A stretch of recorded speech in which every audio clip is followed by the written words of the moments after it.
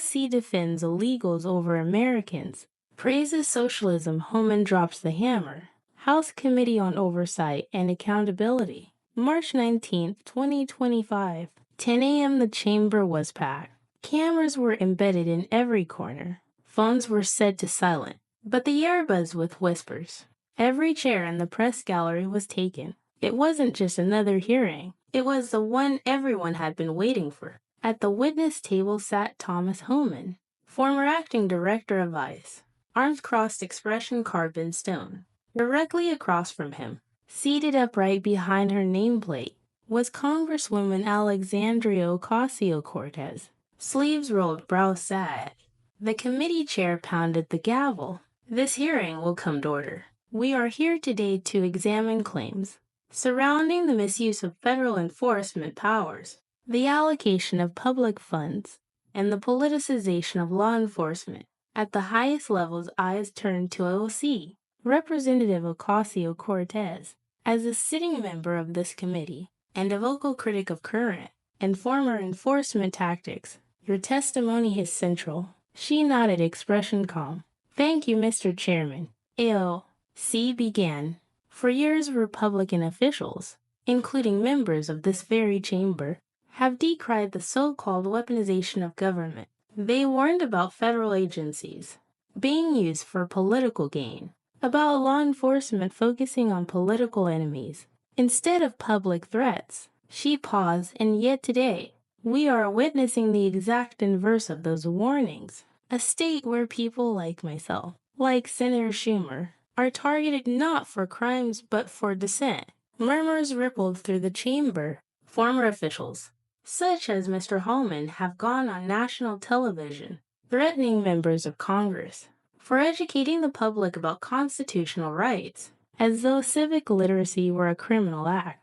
Homan scoffed, barely audible, but visible. AOC continued meanwhile. Real dangers like trafficking, violent crime, domestic terrorism are being sidelined. Why to chase political theater? The chair turned to Homan. Mr. Homan, your opening statement. The ICE veteran leaned forward with respect. Congresswoman Ocasio-Cortez is not above scrutiny when public officials undermine immigration enforcement and accuse federal agents of running concentration camps. They endanger lives, mislead the public, and create chaos on the border. Gasped from the back rows, I will not sit here and allow this body to pretend that ICE agents are villains. He said, voice rising. They're Americans doing their jobs, and they're dying because people like Miss Ocasio-Cortez have turned them into political targets. AOC didn't flinch. AOC. Mr. Homan, you've publicly stated that members of Congress should be prosecuted for interfering with ICE operations. Is that correct, Homan? I said that if members of Congress actively work to block federal law enforcement from doing their job, then yes, there should be consequences. AOC, even if those members are informing Americans of their constitutional rights. Homan, when you tell undocumented individuals how to evade agents, that's obstruction, not education. See what you call obstruction. I call basic civic engagement. This government belongs to the people, not to ICE. Homan narrowed his eyes. Homan, this country has laws. If you don't like them, legislate. Don't sabotage. AOC. Let's talk about priorities. While you and others go on TV, do sting ops that result in zero meaningful arrests and threaten Congress, traffickers walk free. You've redirected resources to TV cameras instead of children being sold on our streets. Oh man, you think we ignore trafficking? That's outrageous. My agents are putting their lives on the line. AOC, not when the headline takes priority over the mission. You've politicized law enforcement for prime time ratings. Homan, no mum. We're politicized because of you. Because you compared us to Nazis. Because you use human suffering to raise your own profile. The room turned electric. AOC, no. We're here because people like you ignored the humanitarian consequences of your raids, and instead of fixing it, you weaponized it. A Republican member raised a point of order. Mr. Chairman, this is evolving into political theater. The chair replied, "This entire subject is political theater. That's why we're holding this hearing." Laughter broke out. The chair banged the gavel. "Let's return to order, Congresswoman. Please continue, AOC. While we're here discussing law enforcement optics, let's remember the bigger picture. Republicans are proposing $880 billion in cuts, mostly targeting programs like Medicaid, food stamps, and children's health insurance." She turned to the chamber. "You want to talk about safety? Try being a mother raising an autistic child onto jobs with no health care. That's what this hearing ignores. Homan, we're not here to debate Medicaid, AOC. Oh, we are. Because the same people slashing those programs are handing federal contracts to billionaires. Like Elon Musk." The chair looked at the clock. "We'll adjourn for a 10-minute recess. When we return, we will hear direct questioning on government spending, contract reallocations, and allegations of systemic targeting." As staffers filed out, reporters scrambled for quotes. AOC remained seated, flipping through notes. Holman stared ahead, jaw set. The first blows had been exchanged, and the Capitol wasn't done shaking yet. Location: House Committee on Oversight and Accountability. Time 10:52 a.m. Post-recess session. The gavel came down once again. "We now resume the hearing." The chair announced. "Representative Ocasio-Cortez, you have the floor." C leaned forward, her tone colder, more deliberate. "Now I'd like to shift the discussion to another symptom of what I call systematic distortion of priorities, and that is the manipulation of federal contracts to benefit private billionaires under the guise of national interest." All eyes shifted. Even Holman raised an eyebrow. AOC pulled up a printed document and held it aloft. "This is a federal contract, originally allocated for rural broadband expansion through community-based providers. It was later re-awarded quietly to Starlink, owned by Elon Musk." She looked to the committee. "And since then, what's happened? Their satellites are falling out of the sky. Their coverage has been inconsistent, and yet they continue to receive more federal money than any other broadband provider." A screen behind her displayed satellite coverage gaps and failure reports. Not only was this a bad deal, it was a corrupt deal. Thomas Homan cut in. "With all due respect, what does Elon Musk have to do with law enforcement? This hearing was supposed to be about weaponized government, AOC. It is about weaponized government. It's about how power protects itself, whether through raids in low-income communities or corporate welfare masked as innovation. Homan, you're conflating national security investments with your personal dislike of wealth." AOC, "No. I'm confronting the fact that billionaires like Musk are being given contracts, while veterans are being laid off, and families are losing Medicare. You want to talk about national security? Try funding that." AOC turned back to the committee. "What's more troubling is that several of these contract reallocations appeared to have occurred after Musk and Trump resumed their public alliance." She held up another document, a list of White House visitor logs and contract dates. Suddenly, Starlink becomes the sole recipient for defense. Satellite comms. Other bids disqualify for unclear delivery mechanisms. Musk's bid approved even with known underperformance. Gasp filled the chamber. AOC, this is not just about corporate favoritism. It's about a feedback loop of power. Donald Trump praises Musk. Musk secures defense and communications contracts. In return, Musk provides platforms, influence, and cash all outside Democratic checks. Holman, that's conjecture. Where's the proof, AOC? The proof is in the paper trail. Contracts shifted, deliverables failed, oversight ignored, and the same names keep reappearing on both the beneficiary and allocator sides. She shifted her tone, now more impassioned. Americans are being told there's no money for health care, education, or food security, yet somehow there's money for billion-dollar rockets that don't land and satellite webs that don't work. She turned to the gallery, her voice rising. It's not just bad policy. It's a betrayal, and it's happening under the radar, while leaders claim to care about deficits. and the working class Homan leaned into his microphone. You can talk about Musk all you want, but what I see is a congresswoman more interested in headline capitalism than protecting Americans. He turned to the panel I led ICE. I saw what chaos on the border looks like while you're here, connecting tech contracts to conspiracy theories. Fentanyl is killing kids in my city. Where is the outrage for them? AOC didn't flinch. AOC. I've said this before and I'll say it again. If you care about those kids, you would prioritize treatment, mental health, housing, and recovery, not just detention quotas. The chair interjected, what we're seeing here is the intersection of two collapses, one in public trust, the other in public spending. He looked at the screen behind them, still displaying the Starlink failure map. We are funding systems that fail us, whether it's private tech or broken immigration enforcement, and we're ignoring the people who pay the price. He paused and glanced between AOC and Homan. This committee owes them better than sound bites. Location: House Committee on Oversight and Accountability. Time to 50p. And the hearing room had grown tense, not loud tense. Like something was being said that wasn't on the record. Like everyone in the room could feel it. This wasn't just about money anymore. It was about power. Representative Ocasio-Cortez said again. This next segment is not about contracts or spreadsheets, she said. Voice firm, it's about something more dangerous. The rising effort to use law enforcement as a weapon of fear. She turned to the screen behind her. It flickered to a clip.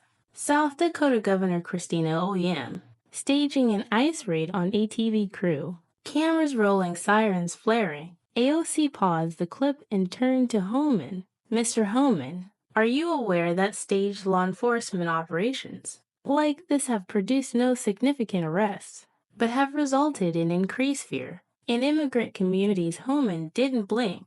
I'm aware that enforcement needs to be visible. That's how deterrence works. AOC leaned forward. No, that's how political theater works. That's not law enforcement. That's propaganda, and you're starring in it. She clicked again. Another clip played. Thomas Homan on Fox News saying, Congress members should be prosecuted for warning undocumented immigrants of their rights. She paused. You said that correct? Homan replied, yes, and I stand by it. AOC's eyes narrowed. So we're clear. Former top immigration official publicly advocated for the legal prosecution of elected officials for explaining the Constitution to the public. Homan shrugged. If you aid and abet lawbreaking, you're part of the crime. AOC's voice sharpened. This isn't about law, it's about punishing dissent. AOC paced slightly as she spoke. We've seen this tactic grow. The idea that if you speak against power, you must be made an example of. We've seen attempts to censor members like Rep. Al Green for simply disrupting a speech. Meanwhile, others like Rep. Green screamed through presidential addresses. With zero consequence, the room quieted. This is not about civility. It's about selective enforcement.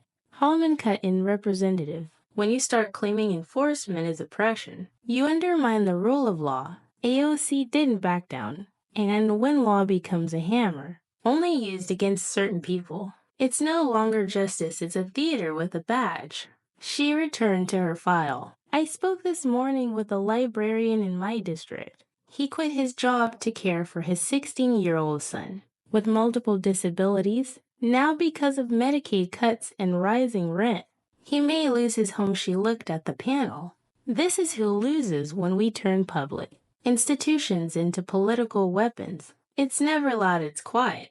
The vulnerable. I'm exhausted. She returned to the tech discussion, this time linking it back to fear. Elon Musk, the man who receives billions in federal subsidies, now threatens media outlets, bullies politicians on social media, and still manages to win government contracts. She gestured toward the gallery. That's not innovation. That's consolidation of power without accountability. She clicked again, this time to show media settlements, quietly paid to tech giants by PACs linked to Trump. These weren't lawsuits. They were payoffs designed to hush platforms, buy silence, and reshape the public square. AOC turned to the committee. This is modern censorship, not from the state, but from the powerful, using wealth as the new gag order. Holloman remained resolute. You make this sound like some dystopia. What I see is a nation trying to hold on to law and order, while people like you undermine its foundation. For Applauso, C responded calmly, you don't preserve order by manufacturing chaos, and you certainly don't protect liberty by criminalizing those who challenge you. The chair leaned forward. This hearing has now gone beyond budget lines and department reviews. We are in the territory of systemic erosion of trust, from the streets to the boardrooms.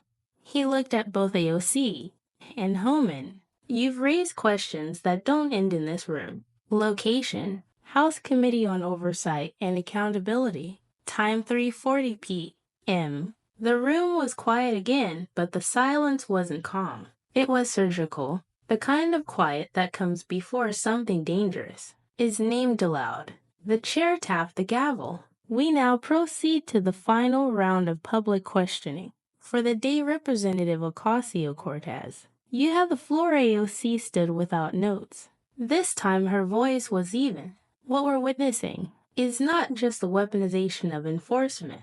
She said it's the concentration of economic and narrative control in the hands of a very small group of people, and no one in power seems willing to name it. She clicked a button, a new screen appeared. Crypto wallet activity Trump link packs. January-February 2nd, 025. Between January 4th and February 2021, over $41 million in digital currency was transferred through proxies tied to political action committees supporting former President Trump. She pointed to the timeline. The source of those tokens, a mix of speculative NFT assets, offshore accounts, and sudden, bulk purchases of a currency called Trump coin. The room stirred, and where did much of it go? Back into wallets connected to media outlets, online political influencers, and tech infrastructure contractors. She advanced to the next slide.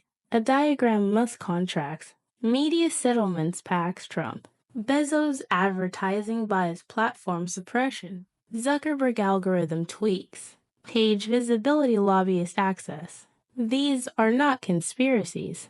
These are documented financial trails, confirmed by at least 3 independent audits, and leaked internal memos. She turned back to Homan, and yet, while the American public gets told there's no money for health care or food assistance, these pipelines flow uninterrupted. AOC sharpened her focus. Elon Musk is no longer just a businessman.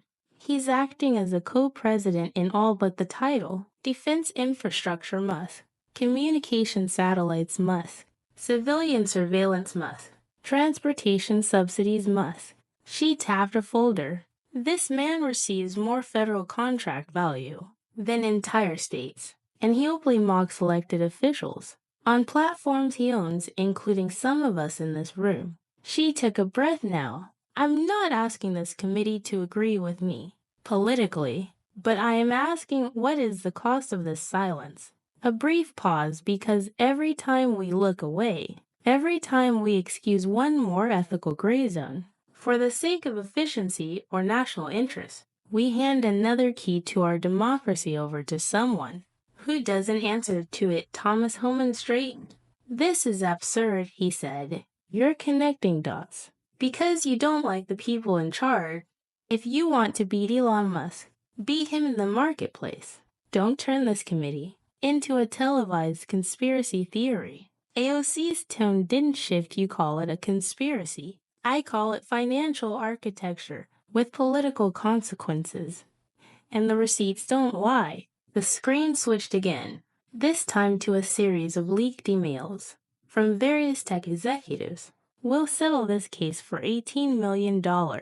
If we get soft touch regulation for 18 months, fine to adjust visibility on rep. AOC's page, just keep it off the logs. Musk wants a guarantee that the DOJ won't reopen the antitrust audit until after 2026. AOC look toward the days. These are not empty claims.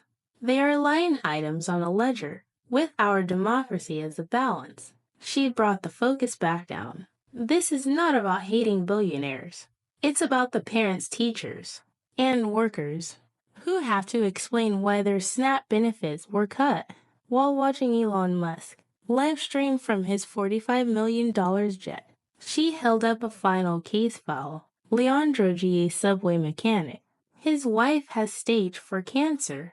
Her treatment was partially covered by a local hospital grant funded last year to cover state digital infrastructure costs. Pushed by Yes, a Musk-affiliated contractor, the chair leaned into his mic.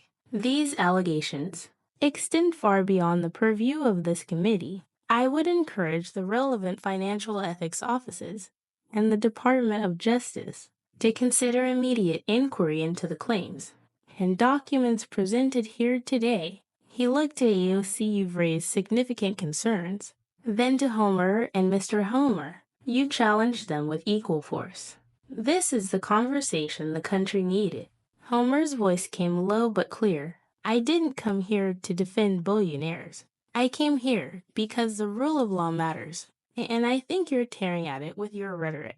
AOC responded softly but with steel. I'm not tearing at the law. I'm trying to hold power to it. Because the moment we stop doing that, the moment we look the other way for comfort or convenience, we don't have a republic anymore. We have a brand location. House Committee on Oversight and Accountability. Time 5:10 p.m. The hearing room had dimmed with dusk. What began as a routine oversight session had become a reckoning. The chair looked older somehow, his tie loosened. Eyes red. Even the stenographer had stopped typing for a moment. To brief this committee, the chair began. Has heard extensive testimony today on immigration, enforcement, financial abuse, federal contracts, political targeting, and more. We cannot ignore what's been laid bare. He paused, then read aloud from a short document. Weaponization of federal enforcement against political dissent has been confirmed through testimony and media statements by former ICE official Starlink, and related defense contracts were reallocated without competitive process and with documented performance failures. Over $41 million in crypto-based political financing remains underdocumented and has direct connections to policy lobbying. Media suppression and algorithmic manipulation were suggested through internal communications involving large tech companies and political PACs. Public benefit programs continue to face deep cuts, despite increased allocations to corporate contractors and enforcement infrastructure. The chair's voice was steady but solemn. This is not just a breakdown in accountability. This is a pattern. Recommendations to federal oversight bodies. The chair looked toward his colleagues and staff. And lastly, a censure motion will be introduced against any federal officer or agency found to have encouraged threats against sitting members of Congress for engaging in public education outside the Capitol. Phones lit up as push notifications hit simultaneously. Breaking House Committee moves to refer Starlink crypto PACs to dose CNN. AOC forces ethics review on Musk-Trump contract trail. MSNBC witch hunt ends in bureaucratic whimper. Fox News protesters had run into a march now circling the Hill. Some wore shirts that read, I am Angela D. in tribute to the woman AOC reference, raising a child with disabilities, under threat of Medicaid cuts. Others carried placards with a new phrase, law for all or law for none. Homan was allowed a closing remark. I may disagree with a lot of what I heard today, he said, but I'll say this. The system works when we're not afraid to face it head on. Whether that's immigration or influence, we'd better stop pretending the country isn't watching. Then it was a Zero C's turn. She stood without papers, her voice low, deliberate. We didn't come here today to score points. We came here because people are being hurt by decisions made far from public view, because billionaires are playing Monopoly with our democracy, because fear has become a strategy, She paused, and if it takes being yelled at. Sneer even threatened to make sure someone listens. Then fine, because if democracy is anything, it's worth the noise. Then they regulate the ones who don't. Representative Green introduced a motion to strip AOC of her committee appointments, citing continued promotion of conspiracy. Against patriots, it failed in a 218 vote. This hearing didn't fix the system, but it cracked something open. Political comedians covered it. University law classes analyzed it. Teenagers clipped it on TikTok. And for the first time in years, people who had tuned out of Washington turned back, and because someone had connected their MP fridge to a satellite in orbit, their Medicaid paperwork to a crypto transaction, their child's future to a billionaire's contract. Angela D. kept her son's coverage. The Medicaid cut was delayed after federal review. Jamal, or the veteran, was fast-tracked into a pilot program for mobile therapy units, funded by emergency oversight appropriations. Starlink's broadband monopoly was challenged and eventually split into two public-private hybrid operations with transparent oversight. Elon Musk testified before a Senate committee in July 2026. He smiled the whole time. And Representative Ocasio-Cortez, she kept showing up to town halls, even when she was heckled, even when she wasn't welcome, even when her security team advised against it, because that's what the hearing had reminded her and the country. Accountability doesn't begin in courtrooms. It begins where the people are, inside the halls of power. Another hearing was being scheduled. This one on AI lobbying and defense architecture. Outside, a young girl stood holding her mother's hand. She looked up at the Capitol dome and said, "Is that where they make the rules?" Her mother answered, "Sometimes," then added softly, "But today they hurt us."